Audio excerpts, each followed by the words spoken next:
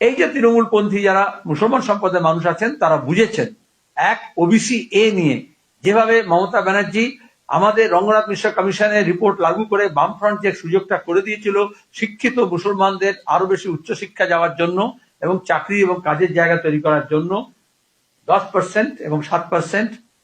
রঙ্গনাথ মিশ্র commission বলেছিল 10% হচ্ছে backward Muslims এবং 5% হচ্ছে আদার নন মুসলিম মাইনরিটিজ, তাদের জন্য রিজার্ভেশন।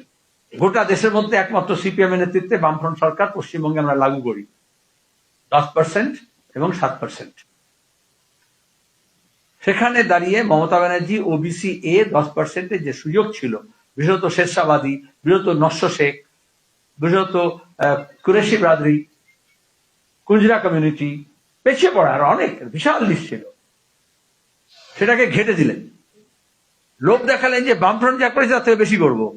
আর এখন পিএইচডি করার জন্য লিস্ট বেরোচ্ছে, বিশ্ববিদ্যালয়ের অধ্যাপনা করার জন্য লিস্ট বেরোচ্ছে, কলকাতা পুরসভায় চাকরির জন্য লিস্ট বেরোচ্ছে, বিভিন্ন ক্ষেত্রে যা লিস্ট বেরোচ্ছে তা দেখা যাচ্ছে ওবিসি এতে সব গায়েব করে দিয়েছেন, ম্যাজিক ভ্যানিশ করে দিয়েছেন। কেন করলেন? কারণ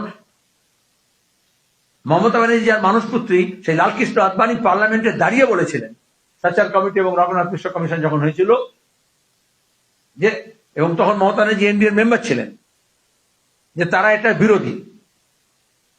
আজকে মমতা ব্যানার্জি সেই জিনিসই লাগু করছেন যে আরএসএস চায় এসসি এসটি ওবিসি মাইনরিটিজ এদের যাতে কোনো সুযোগ না দেওয়া হয়, এক্সক্লুশন হয়।